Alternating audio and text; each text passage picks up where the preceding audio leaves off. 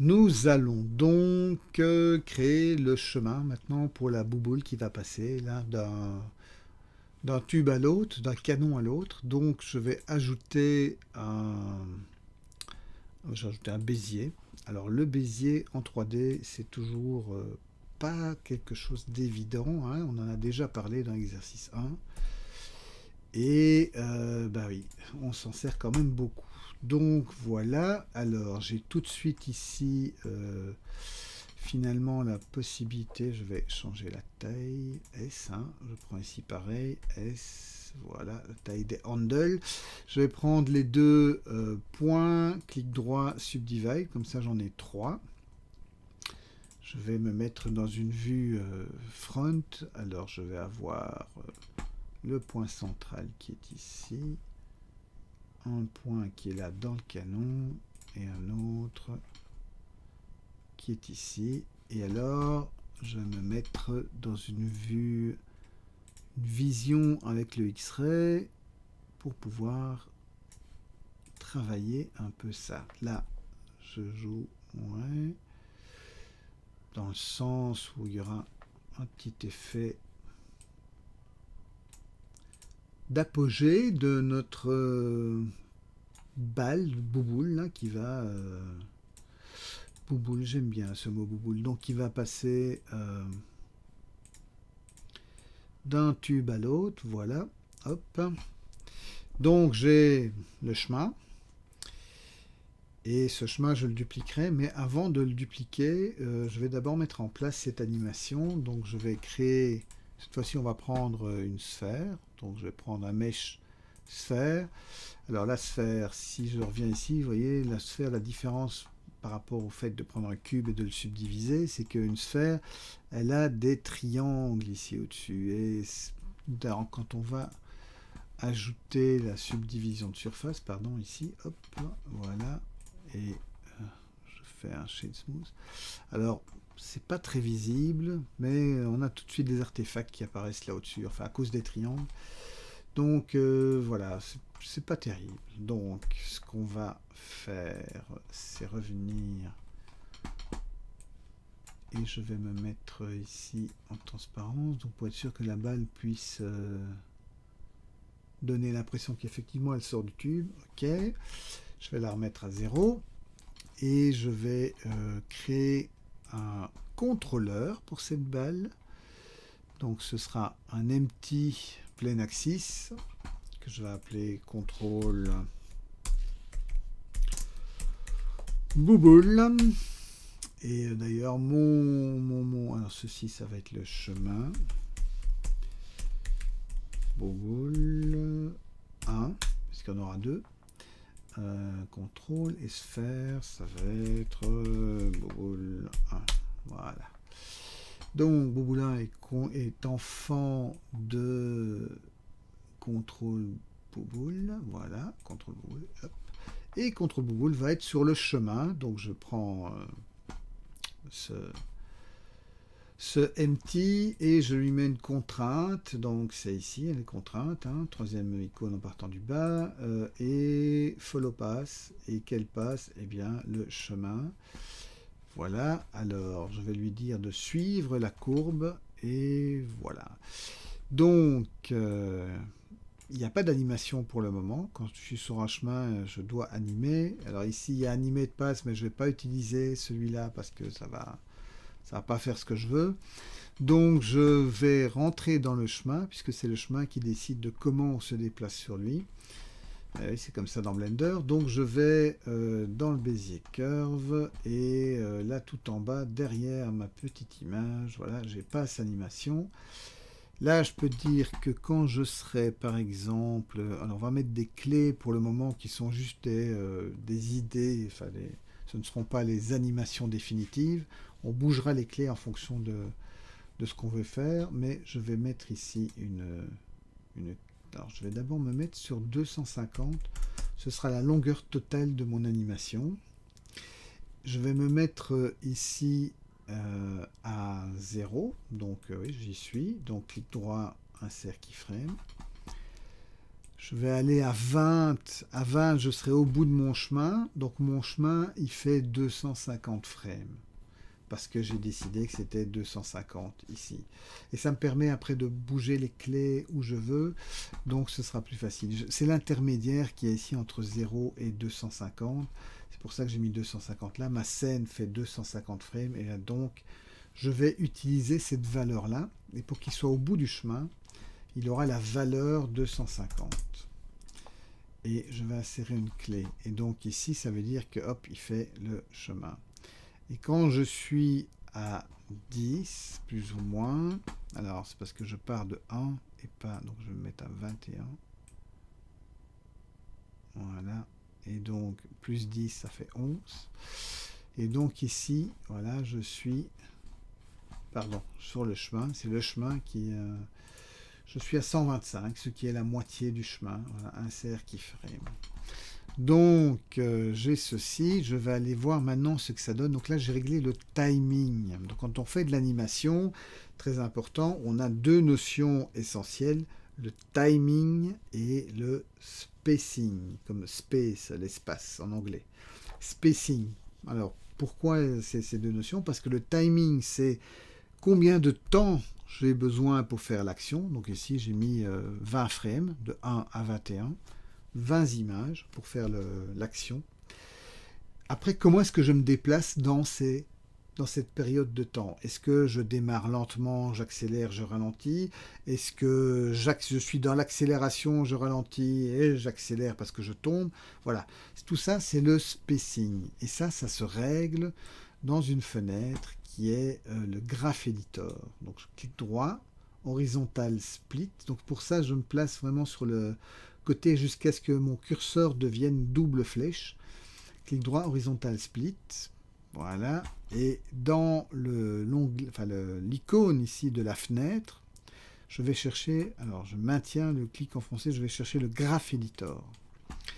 Et donc dans le Graph Editor, j'ai dans mon Bézier l'évaluation time. Hein, c'est ici évaluation time. C'est là qu'il y a une animation. Et pour voir cette animation, View, Frame Selected ou alors point sur le clavier numérique. Et en fait, ce que je vois surtout, c'est les clés sélectionnées. Donc qu'est-ce qui se passe ici?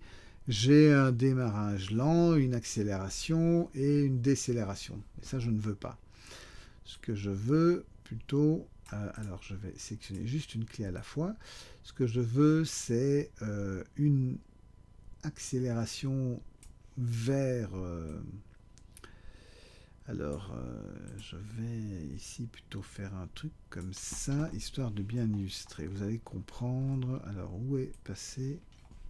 Il est beaucoup trop loin. Donc, l'idée, c'est que ici, je vais démarrer très vite. Je suis propulsé. Donc, je démarre très vite. J'arrive là à mon apogée. Donc, là, c'est le point le plus haut, ici au centre. J'arrive là. Il y a une sorte de hey, qu'est-ce que je fais? Hop, et je retombe. Et donc là, je vais démarrer très vite aussi. Et donc, je vais avoir quelque chose. Non, je vais avoir quelque chose qui va dans l'autre sens. Et donc, je vais avoir quelque chose comme ça.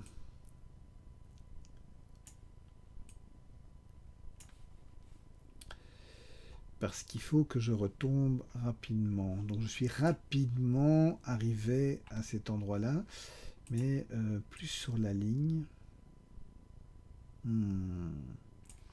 On va voir, on va tester le truc. Donc ici, je démarre, je suis vite en l'air. Et ici, je dois vite retomber.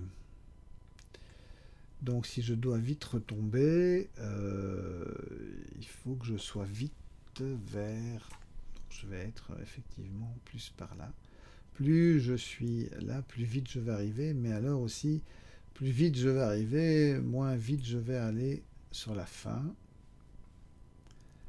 Donc il faut faire attention à ne pas être complètement à l'horizontale, mais être proche de l'horizontale. Alors on va voir ce que ça donne. Si je joue l'animation, alors je reste un peu trop longtemps. Je reste un peu trop longtemps ici au centre, donc c'est que je suis trop à plat ici. Et donc je dois un petit peu... je vais étirer. Ce que je vais faire, c'est casser les deux. Donc si je viens en clic droit pour que chacun puisse se jouer à sa manière, donc je vais les mettre en free. Et de cette manière-là, ben, cette longueur-ci ne va pas être dépendante de celle-ci. Alors, je suis un petit peu pas à l'horizontale, parce que sinon, si je suis à l'horizontale, il y a une sorte d'arrêt, et je ne veux pas d'arrêt. Donc, voilà, j'ai quelque chose.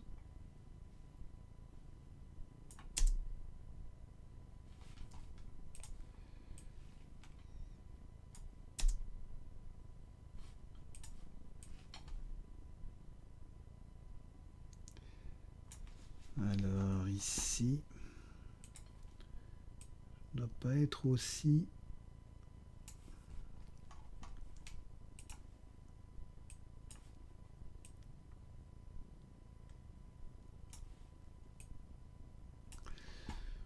Peut-être quelque chose comme ça, voyons.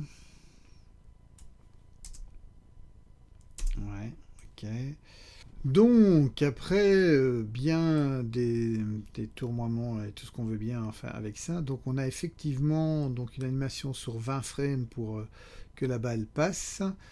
Elle va rester un certain temps dans le tube et puis elle va repartir et donc j'arrive à un cycle sur 80 frames. Alors le truc, c'est que donc oui, vous allez voir que le design va un peu changer aussi parce qu'on va devoir remettre un peu en question vu que je pense que les mathématiques font que on ne peut pas faire tout ce qu'on veut comme on veut. Alors pour copier les clés ici au cas où, quand je veux copier la même clé, donc vous voyez cette barre orange, ça veut dire que c'est la même valeur qui reste constante, c'est ce que je vois ici, la ligne est plate au niveau de la courbe. Donc pour copier une clé mais je ne veux pas de ça. Voilà, j'ai ma souris qui fait des siennes. Donc pour copier une clé, disais-je, d'une valeur à l'autre, je me pose là où je veux placer la clé, je sélectionne la clé, elle est en jaune, CTRL-C, CTRL-V, et voilà, c'est fait. Bien, donc, si maintenant j'ai cette animation et je me dis, youpi, tout va bien, oui, mais l'idée c'est que le plateau lui tourne dans l'autre sens. Ok, donc le plateau il va avoir une clé d'animation ici et à 80 il va avoir, donc j'ai limité ma scène à 80 de manière à ce que on puisse cycler à 80, donc là j'ai tapé au-dessus 80 au lieu de 250, c'est pour ça que je n'ai que 80 frames ici. Donc quand je viens à 80, je vais être à moins 360. Donc moins 360, voilà. Et je vais insérer une clé. Alors ici, je veux que l'interpolation soit linéaire. Linéaire, voilà. Donc en fait, comme je vais faire sur 80, je n'ai pas vraiment besoin de cycler mon animation. Je l'ai fait précédemment, mais c'est vrai que ici, je vais finalement calculer 80 frames au final, donc je n'ai pas besoin de jouer des cycles. Pas forcément, en tout cas. Donc, voilà ce qui se passe. Bon, jusque-là, ça a l'air de fonctionner. Parce qu'il n'y a qu'une seule balle, évidemment. Donc c'est facile quand il n'y en a qu'une. Alors, maintenant, on va dupliquer le chemin en passant, donc vous voyez que le chemin de la boule est parenté au plateau, donc c'est pour ça qu'il tourne bien avec, etc. Donc tout ça est... il y a une hiérarchie qui fait que ça fonctionne. Enfin, parenté au contrôle du plateau. Donc je vais sélectionner le chemin, je vais sélectionner la boule et son contrôleur, et je vais faire un majuscule D. Cliquez gauche pour valider. Donc j'ai bien tout sélectionné là, ouais, hop. Et donc maintenant j'ai un contrôle boule 01, mais en fait c'est contrôle boule 2 et un boule 2. Et j'ai aussi un chemin 2. Voilà. Donc ce chemin 2, je vais lui donner une rotation en Z de 90. Comme ça, il croise l'autre, c'est très bien. Alors évidemment, comme il croise l'autre, il a exactement la même animation, ce qui n'est pas du tout ce qu'on veut. Ce qu'on veut, c'est que notre deuxième chemin, alors je vais cacher Bouboule 1, c'est que notre deuxième chemin fonctionne. Ici, on voit, il ne peut pas passer à cet endroit-là parce qu'il passe en travers de l'anneau. Donc, c'est pas à 10 qu'il doit le faire, ce serait plutôt à 20. Donc, ça veut dire aussi que ici, je dois décaler finalement de 10. Donc, si je décale toutes mes clés de 10 par là, ça peut fonctionner.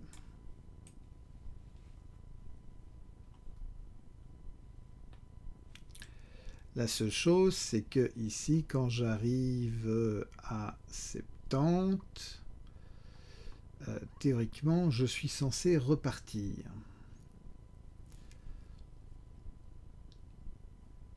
Et donc, il devrait se retrouver à 80 quand il est à 40. Donc, je vais le mettre à 80. Sélectionner la clé 40, faire un copier-coller. Et donc, effectivement, j'ai mon cycle ici qui fonctionne. Donc, si je calculais plus que 80 images, je serais très emmerdé. Enfin, je devrais faire des histoires. J'ai essayé de voir ça, ce n'est pas une très bonne idée.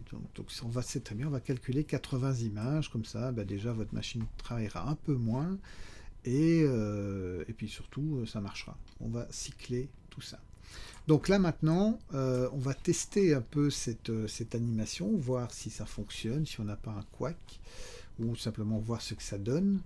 Donc on peut déjà être un peu plus près pour bien voir ce que ça donne. Est-ce qu'on a... On n'a pas de caméra, donc on a cette vue-ci. Et on va bien vérifier qu'on est en 50% du HD là, dans le deuxième onglet, qu'on calcule 80 frames en 24 images secondes, puisqu'on a 80 frames, ça va bien ensemble. On va sauver ça sous un nom preview dans le dossier de l'exercice. Voilà, preview. Accepter, et ce sera un FFmpeg avec un encoding en QuickTime. Je l'ai déjà fait, c'est pour ça que tout est déjà inscrit. Alors au niveau du calcul, bah, c'est juste, voilà, Eevee, 64, c'est bon, parce que c'est un preview, donc c'est pas très grave. Et donc, je vais venir dans le menu View et faire un View Render Animation. Et il calcule ça, voilà, il l'a calculé super vite parce que, bon, voilà. Et je vais aller voir dans mon dossier, pom pom, voilà, yop, non, c'est pas là, c'est ici, non, c'est pas là non plus, voilà, là. Exercice 2, voilà, preview, il est là, je l'ouvre avec VLC. Hop. Hop. Alors, je vais peut-être le regarder plutôt dans DJV. DJV, le logiciel que vous devez avoir si vous avez un peu de RAM, parce que c'est un lecteur en RAM. Donc, c'est très, très, très pratique. Alors, je vais le rendre plus petit. Voilà. Et hop. Donc, il charge toute la vidéo dans la RAM et il va lire ça en boucle après.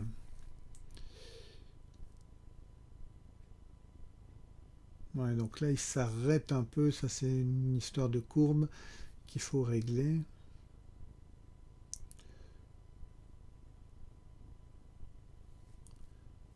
Ok, mais sinon... Ah oui, forcément, j'ai caché. Ouais, donc, je ne vois pas l'interaction de l'autre. Ça, c'était une très bonne idée. Tiens, donc, alors ici, oui, voilà, c'est la courbe ici qui va, parce que j'ai copié la clé. Et donc, du coup... voilà. Il faut veiller à ce que ce soit le même genre de courbe. Ok, donc voilà, je vais réafficher notre boule qui est ici. Voilà, ok.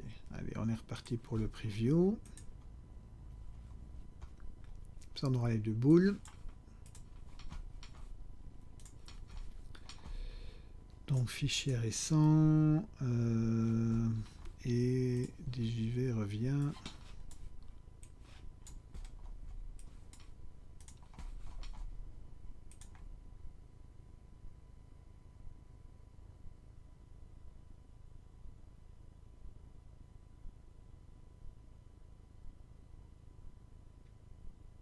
Hmm. Il y a un petit quelque chose. En fait, parce que ça tourne, on a l'impression que ça fait une courbe, mais non, en fait, c'est normal. Ok, donc on verra avec le reste de l'animation. Est-ce que ça marche, ça? Il y a une histoire de rythme, peut-être.